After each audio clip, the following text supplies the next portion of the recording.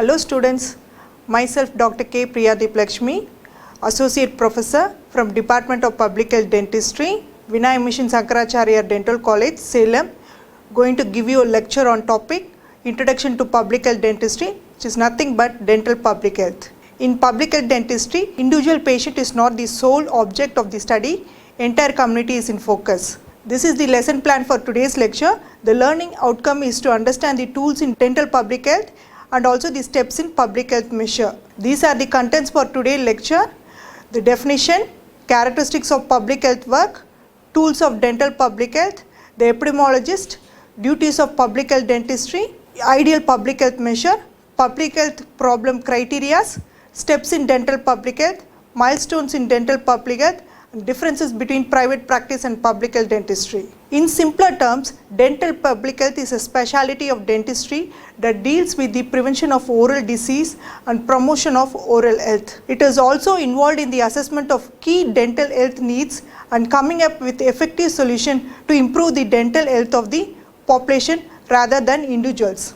According to the definition given by the American Board of Dental Public Health, adapted from Winslow in the year 1976, the dental public health is defined as the science and art of preventing disease and control dental diseases and promoting dental health through organized community effort.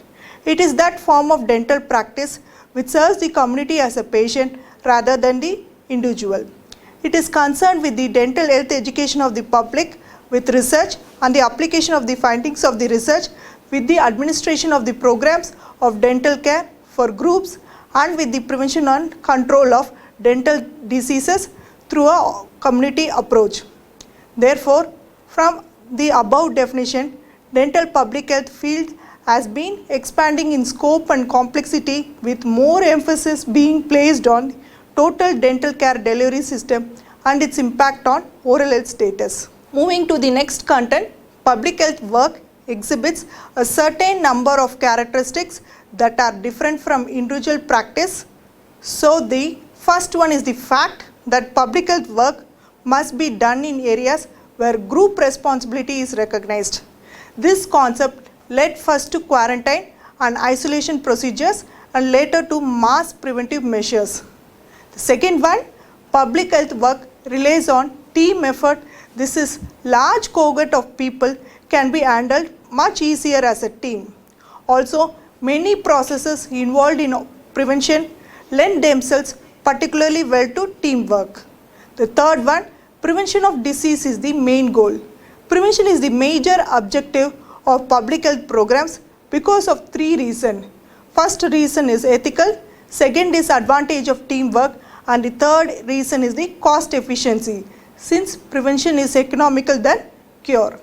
Fourth, medical indigence concept constitute an inability to pay large bills for medical care. This is chiefly found in the case of chronic diseases. Example, the treatment procedures for cancer is expensive. Public health dentist makes oral health care available to every individual irrespective of their socio-economic status by obtaining governmental or non-governmental funding. The fifth one, disease is considered a multifactorial problem. The disease is no longer considered a phenomena caused by one agent within the individual patient, but can be studied on a community-wide base and can be recognized as a multifactorial problem. The sixth, dependence on the biostatistical method. Since changes in the prevalence of disease can be measured only by observation over a number of years, in the time factor becomes important to accurately measure the rates. Mathematical measurement of probability become necessary to find out whether differences between rates are real or merely chance phenomena. Seventh one, public health worker in his efforts to attain prevention of disease deals with healthy or apparent healthy people as well as with the sick. In addition, the worker must go looking for minimal disease instead of waiting for frank disease to come to him. Lastly, adaptations of program to community culture. When public health agencies becomes involved in the delivery of care to people in disadvantaged or isolated location, attention should be given to the location and transportation to healthcare facilities. Care should be bought as close as possible to where the people are normally concentrated. Hence the advantage of neighborhood health centers or of school-based dental care facilities for school children. Moving to the third content, what are the tools of dental public health? The tools include epidemiology, biostatistics, social sciences, principles of administration and preventive dentistry. The main aim of epidemiology is to minimize or eradicate the disease or health problem and its consequences to promote the well-being of society as a whole. Biostatistics is that branch of statistics concerned with mathematical facts and data relating to biological events. Medical statistics is a further specialty of biostatistics when the mathematical facts and data are related to health and prevention of diseases. Its uses is to define the normalcy, to test whether the difference between two populations regarding a particular attribute is real or a chance occurrence, to study the correlation or association between two or more attributes in the same population, to evaluate the efficacy of vaccines and other by control studies, to locate, define and measure the extent of morbidity and mortality in the community, to evaluate the achievements of public health programs. The next one, social sciences usually include sociology, cultural anthropology and psychology. The public health worker, when he embarks upon organized community effort, is very dependent upon the group behavior of the individual, determined by their culture. It is one of the important developments in public health during the last decade that the social scientists have been called in aid adapting new health programs to existing cultural patterns. The social scientists help us in the assessment of the process. Our program is using or plans to use in finding out how well this process fits with the social cultural system of the group. The two main areas into which administration work may be divided into organization and management. Organization is nothing but deals with the structure of an agency and the way people are arranged into working groups within it, whereas management is concerned with the handling of personnel and operation in such a way that the work of agency. The preventive dentistry, which is the last one, an interesting concept in thinking about prevention of any disease based on three levels of prevention: primary, secondary and tertiary. Primary prevention includes health promotion, which is nothing but health education, specific protection like immunization and hygiene. Secondary prevention involves early diagnosis and prompt treatment, whereas tertiary prevention comprises disease control, which includes disability limitation, that is prevention of sequelae and complication of the disease. Next, who is an epidemiologist? Any person who researches into the occurrence of disease or disability in groups of people. Smiley defined the qualification of epidemiologist that he or she should be familiar with biostatistical methods, he or she should be well grounded in the diagnosis of disease, he or she should be thorough with the history of medicine, particularly the portions related to epidemics of disease. He or she should have good knowledge on bacteriology, immunology and physiology in relation to various environmental factors that influences the health of the individual. He or she must have the knowledge of principles of prevention. From all this, epidemiologist is essentially a planner that he must determine when an epidemic of disease starts and when it has ceased to exist. So after defining the epidemiologist and their qualification, next is the what are the duties of public health dentist. The first duty is to health education and motivation of the individual or community for improving their oral health and for availing dental services. Delivering dental treatment to the community through organized dental camps, especially in rural areas and dentally indigent people, that is poor or needy population. Providing oral prophylaxis and other oral hygiene instruction. Application of preventive procedure like topical fluoride, pit and fissure sealants, and as well as delivering dental care for children through the school health programs. demonstration of new dental preventive methods and procedures to the community, conducting dental public health activities and field experience for dental students, participating in community activities like proposal to build a new school building, fluoridation of drinking water supply, expansion of recreational facilities for children, building community health centers, and to discuss community health problem. Before understanding the what can be a public health problem, must to know the what are the ideal public health measure. All ideal public health measures should be, the first one includes of proven efficacy, the reduction of the targeted disease. Second one, medically and dentally safe, easily and efficiently implemented utilizing a relatively small amount of materials, supplies and equipments. And fourth one, readily administered by non-dental personnel, attainable by beneficiary regardless of the socio-economic, educational, income and occupation status, readily available and accessible to large population, inexpensive therefore affordable by larger population, uncomplicated and easily learned by the utilizers, and administered with maximum acceptance and minimum compliance on the part of patient. Therefore, what can be a public health problem? Certain criteria have therefore been listed to determine the significance of a public health problem. According to Shyam 1996, the criteria which determine what constitutes a public health problem are: the first one, prevalence of the condition, that is a disease or other threat to health is widespread. The second, impact of the condition on an individual level, that is the consequence on the individual is severe. Third one, impact on wider society, that is both financial and psychological to the community are great. Fourth one, perception on the part of the public health authorities or government that the condition is a public health problem. Once the problem is identified, programs can be designed to tackle it. In order to tackle the public health problem, the 6 procedural stages in dental public health includes survey, analysis, program planning, program operation, financing and program appraisal.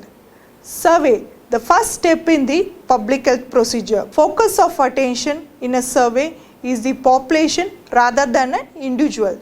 This includes methods for collection of data, analyzing and evaluating them in order to determine the amount of disease problem in a community and also to identify the cases that have not been identified. The second one, analysis.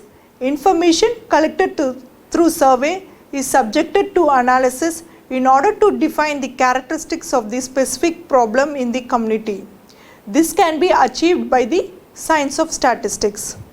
After the analysis, the next step is the planning of the program. The main objective of any public health professional is to have the designed program accepted by the community and that the people should show an interest in it. That is, ensure that the community is well informed and that they participate in all the steps involved. Next is the execution of the program, that is program operation. This can be best illustrated with the example of water fluoridation in a community. Both public health authorities and water work department will have the responsibility of adding addition of fluoride into the water supply and the periodical maintenance. Financing in public health program are usually through the funds provided by the government or local or state authority. The final step is the assessment of the program, that is the program appraisal. The baseline data collected serves as an indicator against the assessment.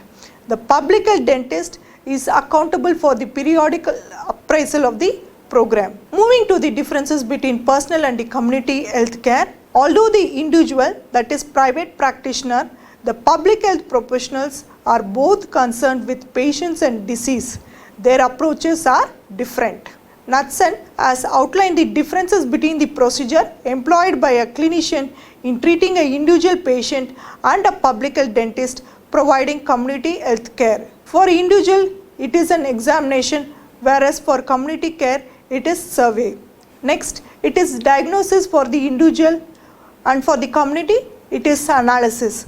Treatment planning for the individual care and program planning for public. Treatment for private practice, whereas program operation for public health. When it comes to individual, it is payment for service, while for community it is funding from outside sources. Lastly, evaluation by individual, however, appraisal for community care. Hope so. Now you all have understood the roles and duties of public health dentist. Next is the milestone in dental public health, that is history of dentistry, both in global and Indian context. In early civilization, efforts towards the prevention of oral disease dates back to 2600 years, that is during the time period of Hippocrates. In 1500 BC, Egyptian Ebers Papyrus describes oral diseases and offers a number of prescriptions for strengthening teeth and gums. In 1000 BC, Indian civilization, Sushruta Samhita, numerous descriptions of severe periodontal diseases with loose teeth and purulent discharge were mentioned. In Charaka Samhita, stressed on tooth brushing, the stick for tooth brushing, one of its end should be chewed in the form of brush and should be used twice per day, were described. The father of modern medicine, Hippocrates, discusses the function and eruption of teeth and also the etiology of periodontal diseases during his centurial period. During 9th century, Arabs were interested in taking care of teeth rather than extraction and replacement, and mouth hygiene was a well-established technique. A small wooden stick, the end of which was often chewed, the wood fibers being used as a brush, were being explained. During 16th century, barber dentists were sent from England to US. These early dentists learned their trade by serving more experienced operators. In 1640, toothbrush was introduced into the Western world. During 1791, in New York City, the first dispensary for the treatment of the poor was established by Skinner, and dental services was offered. In 1826, M. Tavius in Paris introduced the first form of amalgam. In 1840, Baltimore College of Dental Surgery marked the official birth of formal dental education. In 1901, Dr. Frederick Mackay discovered and coined the word Colorado stains in Colorado Springs, USA. In 1905, Dr. Alfred C. Fones trained first dental hygienist. Later, in 1908, Dr. Black and Dr. Metcalfe and associates with study in Colorado stain and termed it as a dental fluorosis. In 1913, dental hygienist course started by Dr. Fones in Bridgeport. In 1931, Churchill identified the element fluoride. When it comes to milestone in Indian context, in 1926, first dental college in India was started. In 1948, Dentist Act, the Article 16 of 1948 was passed by the Parliament of India. In 1973, first postgraduate courses were started. 1985, draft plan for National Oral Health Policy submitted to the Ministry of Health, Government of India on 8th October 1985. Whereas in 2002, oral health survey was conducted. So above all mentioned is the marked history in dental public health. Finally, the difference between private dental practice and public health dentistry can be outlined. The individual private practice deals with one patient at a time, whereas the public health professional deals with an entire group or population. He considers disease as a mass phenomena. The patient comes to the practitioner in individual practice, whereas the public health practitioner goes to the patient. The patient can pay for the service rendered in individual practice, whereas the public health professional usually has to depend on outside sources for funding of the expenses. Services provided are usually immediate and visible in individual practice, whereas the public health professional deals with issues focusing on prevention, which may prove to be beneficial in the long run, such as example, the fluoridation programs, health education. The individual practitioner is concerned only about the patient suffering from the disease, whereas the public health professional takes into account not only persons suffering from disease but also those not suffering from it. He makes a community diagnosis to provide community measures for prevention and control.